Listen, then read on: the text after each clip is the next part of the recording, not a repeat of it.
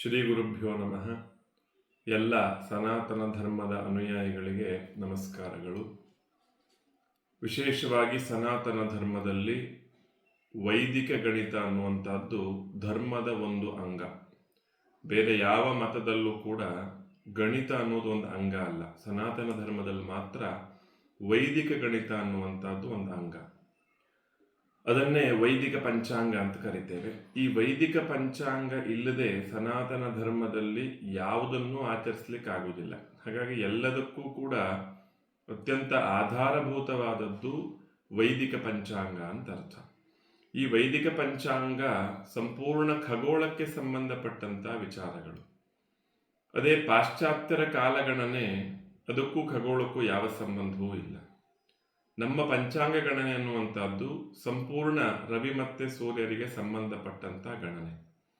ಆದರೂ ಇವತ್ತು ನಾವು ಕೆಲವರು ಬುದ್ಧಿಜೀವಿಗಳು ಪೇಪರ್ನಲ್ಲಿ ಬರತಕ್ಕಂಥ ರಾಶಿ ಭವಿಷ್ಯ, ರಾಹುಕಾಲ ಮಾತ್ರ ಜ್ಯೋತಿಷ್ಶಾಸ್ತ್ರ ಅಂತ ತಿಳ್ಕೊಂಡು ಜ್ಯೋತಿಷ್ಶಾಸ್ತ್ರವನ್ನ ಅವೈಜ್ಞಾನಿಕ ಅಂತ ಹೇಳ್ತಾರೆ.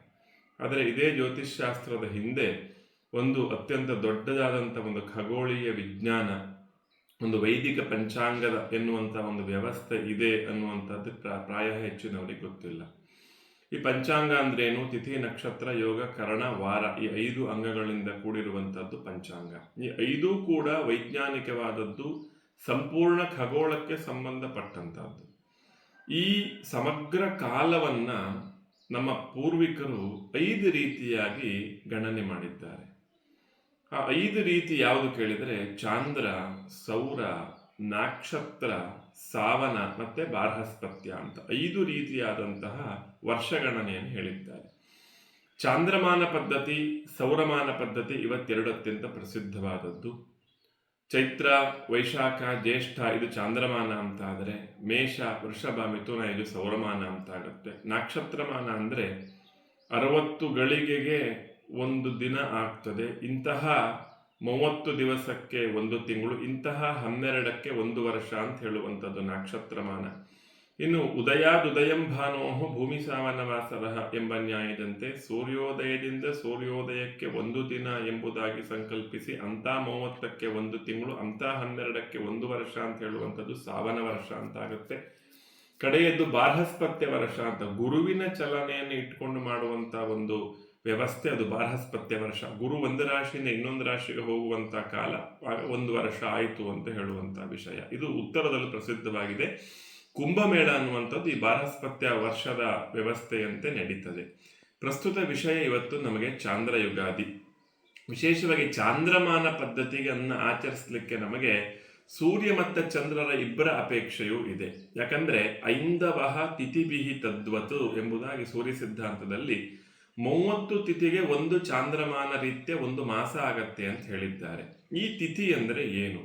ಈ ತಿಥಿ ಅಂದ್ರೆ ಇವತ್ತು ಬೇರೆ ಅರ್ಥದಲ್ಲಿ ನಾವು ಪ್ರಯೋಗ ಮಾಡುತ್ತೇವೆ. ಅವ್ರ ತಿಥಿ ಉಂಟಾ ಇವತ್ತು, ಇವ್ರ ತಿಥಿ ಉಂಟಾ, ಈ ತರ ಅಲ್ಲ. ತಿಥಿ ಅಂದ್ರೆ ಸೂರ್ಯ ಚಂದ್ರರ ಅಂತರವನ್ನು ನಾವು ತಿಥಿ ಅಂತ ಕರಿತೇವೆ. ಡಿಫರೆನ್ಸ್, ಸೂರ್ಯ ಚಂದ್ರರ ಡಿಫರೆನ್ಸ್ ಅಂತರ 13 ಡಿಗ್ರಿ 20 ಕಲೆ ಆದಾಗ ಪ್ರಾಡ್ಯ ಆಗ್ತದೆ. ಹೀಗೆ 26 ಡಿಗ್ರಿ 40 ಕಲೆ ಆದಾಗ ಬಿದಿಗೆ ಆಗ್ತದೆ. ಹೀಗೆ 180 ಡಿಗ್ರಿ ಸೂರ್ಯಚಂದ್ರರ ಅಂತರ ಬಂದಾಗ ಹುಣ್ಣಿಮೆ ಆಗ್ತದೆ. ಸೂರ್ಯಚಂದ್ರರ ಅಂತರ 0 ಆದಾಗ ಅದು ಅಮಾವಾಸ್ಯೆ ಆಗ್ತದೆ. ಇಂತಹ 30 ತಿಥಿಗಳಿಂದ ಒಂದು ಚಾಂದ್ರ ಮಾಸ ಆಗತ್ತೆ. ಇಂತಹ 12 ಮಾಸಗಳಿಂದ ಒಂದು ಚಾಂದ್ರ ವರ್ಷ ಆಗತ್ತೆ.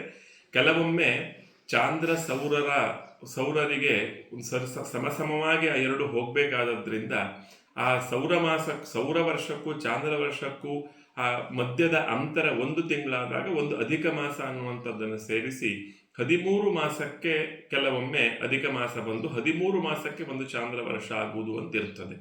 ಇನ್ನು ಸಂಕ್ರಾಂತಿಯ ಸೌರ ಉಚ್ಚತೆ, ಸೌರ ಹೇಗಾಗ್ತದೆ? ಸೌರ ಮಾಸಗಳು ಒಂದು ಸಂಕ್ರಾಂತಿಯಿಂದ ಇನ್ನೊಂದು ಸಂಕ್ರಾಂತಿಗೆ ಒಂದು ಸೌರ ಮಾಸ ಆಗುತ್ತೆ. ಇಂತಹ 12 ಮಾಸಕ್ಕೆ ಒಂದು ಸೌರ ವರ್ಷ ಅಂತ ಆಗ್ತದೆ. ಸಂಕ್ರಾಂತಿ ಅಂದ್ರೆ ಏನು? ಒಂದು ರಾಶಿಯಿಂದ ಇನ್ನೊಂದು ರಾಶಿಗೆ ಸೂರ್ಯ ಹೋಗುವಂತದ್ದನ್ನು ಸಂಕ್ರಾಂತಿ ಅಂತ ಕರಿತೇವೆ. ಮೇಷ ರಾಶಿಯಿಂದ ವೃಷಭ ರಾಶಿಗೆ ಸೂರ್ಯ ಕಾಲಿಡುವಂತ ಕ್ರಮಪಾದ ವಿಕ್ಷೇಪೆ ಅಂದ್ರೆ ಸಮಿತ್ಯುಪಸರ್ಗ ಪೂರ್ವಕ ಕ್ರಮಪಾದ ವಿಕ್ಷೇಪೆ, ತನ್ನ ಹೆಜ್ಜೆಯನ್ನು ಇಡುವಂತಹದ್ದು. ಒಂದು ರಾಶಿಯಿಂದ ಇನ್ನೊಂದು ರಾಶಿಗೆ ಸೂರ್ಯ ಬರುವಂತಹ ಕಾಲವನ್ನು ನಾವು ಸಂಕ್ರಾಂತಿ ಅಂತ ಕರಿತೇವೆ. ಅಂತಹ 12ಕ್ಕೆ ಒಂದು ವರ್ಷ ಅಂತ ಆಗ್ತದೆ. ಹಾಗಾಗಿ ಈ ಚಾಂದ್ರ ಸೌರ ಎರಡು ರೀತಿಯಾದ್ದು ಇಲ್ಲಿ ಪ್ರಸಿದ್ಧವಾಗಿರುವಂತಹದ್ದು. ಚಾಂದ್ರಮಾನ ರೀತ್ಯ ನಮಗೆ ಈ ಬಾರಿ ಯುಗಾದಿ ಅಮಾವಾಸ್ಯೆ ಉಪರಿ ಪಾಡ್ಯದಂದು ಈ ಬಾರಿ ಯುಗಾದಿ ಬಂದಿದೆ. ಇದು ಅತ್ಯಂತ ವಿರಳವಾಗಿ ಬರುವಂಥದ್ದು, ಬರುವುದೇ ಇಲ್ಲ ಅಂತಲ್ಲ, ಹಿಂದೂ 2-3 ಬಾರಿ ಬಂದಿರುವಂತಹದ್ದೇ. ಗಣಿತ ವ್ಯವಸ್ಥೆಯಲ್ಲಿ ಇಂಥದ್ದು ಬರಲಿಲ್ಲ ಅಂತಿಲ್ಲ, ಎಲ್ಲವೂ ಕೂಡ ಕೆಲವು ಸಂದರ್ಭಗಳಲ್ಲಿ ಬಂದಿರುವಂತಹದ್ದೇ. ಆ ರೀತಿಯಾಗಿ ಈ ಬಾರಿ ಅಮಾವಾಸ್ಯೆ ಉಪರಿ ಪಾಡ್ಯದಂದು ಚಾಂದ್ರ ಯುಗಾದಿ ಬಂದಿದೆ. ಯಾವಾಗ ಚಾಂದ್ರ ಯುಗಾದಿಯನ್ನು ಆಚರಿಸ್ಬೇಕು ಕೇಳಿದರೆ, ಫಾಲ್ಗುಣ ಮಾಸ ಕೃಷ್ಣ ಪಕ್ಷ ಅಮಾವಾಸ್ಯೆಗೆ ಚಾಂದ್ರ ಸಂವತ್ಸರ ಮುಗಿಯುವುದರಿಂದ ಹೊಸ ಸಂವತ್ಸರದ ಮೊದಲ ದಿವಸ ಚೈತ್ರ ಮಾಸದ ಶುಕ್ಲ ಪಕ್ಷದ ಪಾಡ್ಯದಂದು ಚಾಂದ್ರಮಾನ ರೀತ್ಯ ಸಂವತ್ಸರದ ಆರಂಭದ ದಿವಸ ಅಂದರೆ ಚಾಂದ್ರ ಯುಗಾದಿಯನ್ನು ಆಚರಿಸಬೇಕು ಅಂತ ಹೇಳಿದ್ದಾರೆ. ಈ ಚಾಂದ್ರ ಯುಗಾದಿ ಖಗೋಳಕ್ಕೆ ಸಂಬಂಧಪಟ್ಟದೆ. ನಾ ಹಿಂದೆ ಹೇಳಿದ ಹಾಗೆ ತಿಥಿ ಎನ್ನುವುದು ಖಗೋಳಕ್ಕೆ ಸಂಬಂಧಪಟ್ಟಂತ ವಿಷಯ. ಆ ರೀತಿಯಾಗಿ ಚೈತ್ರ ಶುದ್ಧ ಪಾಡ್ಯ ಅಂದರೆ ಖಗೋಳದಲ್ಲಿ ಆ ಬದಲಾವಣೆ ಆಗುವುದರಿಂದ ನಾವಿಲ್ಲಿ ಆಚರಿಸ್ತೇವೆ ಅಂತ ಅರ್ಥ. ಹಾಗಾಗಿ ನಮ್ಮ ಚಾಂದ್ರ ಯುಗಾದಿ ಖಗೋಳಕ್ಕೆ ಸಂಬಂಧಪಟ್ಟದ್ದು. ಪಾಶ್ಚಾತ್ಯರ ಜನವರಿ 1ಕ್ಕೂ ಖಗೋಳಕ್ಕೂ ಯಾವ ಸಂಬಂಧವೂ ಇಲ್ಲ. ಹಾಗಾಗಿ ನಾವು ಆಚರಿಸ್ತಕ್ಕಂಥದ್ದು ಅತ್ಯಂತ ವೈಜ್ಞಾನಿಕವಾದದ್ದು. ನಮ್ಮ ಹೊಸ ಸಂವತ್ಸರದ ಆರಂಭದಲ್ಲಿ ಅದು ವಸಂತ ಋತುವಿನ ಮೊದಲ ದಿವಸ ಆದ್ದರಿಂದ ಎಲ್ಲ ಪರಿಸರಗಳಲ್ಲಿ ಎಲ್ಲ ರೀತಿಯ ಬದಲಾವಣೆಗಳು, ಚಿಗುರೊಡೆಯತಕ್ಕಂಥ ಕಾಲ, ಹೀಗೆ ಎಲ್ಲ ಬದಲಾವಣೆಗಳು ಪರಿಸರದಲ್ಲಿ ಕಾಣುವ ಹಾಗೆ ಹೊಸ ಸಂವತ್ಸರ ನಮಗೆ ಬರುತ್ತದೆ.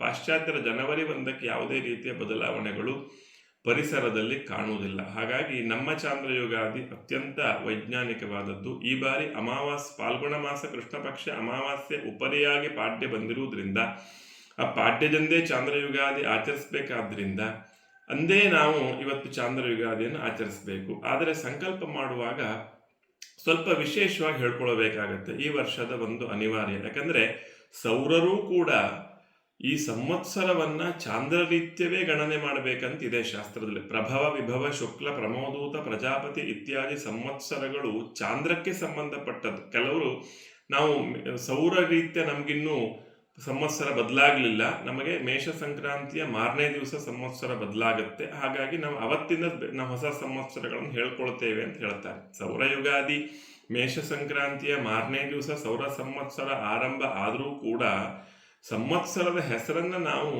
ಚೈತ್ರ ಶುದ್ಧ ಪಾಡ್ಯದಿಂದೇ ತಗೊಳ್ಬೇಕು. ಯಾಕಂದ್ರೆ ಈ ಸಂವತ್ಸರಕ್ಕೂ ಚಾಂದ್ರಕ್ಕೂ ಸಂಬಂಧ ಇರುವಂತಹದ್ದು. ಆ ದೃಷ್ಟಿಯಿಂದ ಈ ಬಾರಿ ವಿಶೇಷವಾಗಿ ಹೇಳ್ಕೊಳ್ಬೇಕಾಗುತ್ತೆ. ಶ್ರೀ ವಿಶ್ವಾವಸುನಾಮ ಸಂವತ್ಸರಸ್ಯ ಉತ್ತರಾಯಣೆ ಶಿಶಿರ ಋತೂಪರಿ ಶ್ರೀಮತ್ ಪರಾಭವನಾಮ ಸಂವತ್ಸರಸ್ಯ ಉತ್ತರಾಯಣೆ ವಸಂತ ಋತೌ ಫಾಲ್ಗುಣಮಾಸೆ ಕೃಷ್ಣಪಕ್ಷೆ ಫಾಲ್ಗುಣಮಾಸ ಕೃಷ್ಣಪಕ್ಷೋಪರಿ ಚೈತ್ರಮಾಸ ಶುಕ್ಲಪಕ್ಷೆ ಅಮಾವಾಸ್ಯೋಪರಿ ಪ್ರತಿಪದ್ಯಾಂ ಗುರುವಾಸರೆ ಎಂಬುದಾಗಿ ಈ ಬಾರಿ ಸ್ವಲ್ಪ ವಿಶೇಷವಾದಂತಹ ಸಂಕಲ್ಪವನ್ನು ಯುಗಾದಿ ದಿವಸ ಮಾಡಬೇಕಾಗತ್ತೆ.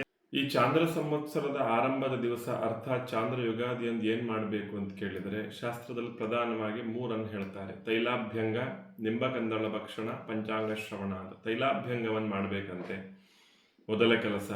ಎರಡನೇದು ನಿಂಬಕಂದಳ ಭಕ್ಷಣ, ಬೇವು ಬೆಲ್ಲವನ್ನು ತಿನ್ನಬೇಕು. ಎಲ್ಲರಿಗೂ ಗೊತ್ತಿದೆ, ಜೀವನದಲ್ಲಿ ಸಿಹಿ ಮತ್ತೆ ಕಹಿ ಸಮಸಮವಾಗಿ ಸಿಗಲಿ ಎನ್ನುವ ಸಂಕಲ್ಪ ಇಟ್ಟುಕೊಂಡು ಶತಾಯುರ್ ವಜ್ರದೇಹಾಯ ಸರ್ವ ಸಂಪತ್ಕರಾಯ ಚ ಎಂಬ ಶ್ಲೋಕವನ್ನು ಹೇಳ್ತಾ ಹಿರಿಯವರಿಗೆ ನಮಸ್ಕಾರ ಮಾಡಿ ಆ ಬೇವು ಬೆಲ್ಲವನ್ನು ತಿನ್ನಬೇಕು ಅಂತ ಹೇಳಿದ್ದಾರೆ. ಇದು ವೈಜ್ಞಾನಿಕವಾಗಿಯೂ ಕೂಡ ಬೇವಿನಲ್ಲಿ ಸಾಕಷ್ಟು ಔಷಧೀಯ ಗುಣಗಳಿರುವುದರಿಂದ ಅದರ ಹಿನ್ನೆಲೆಯಲ್ಲಿ ವೈಜ್ಞಾನಿಕತೆಯೂ ಕೂಡ ಇದೆ.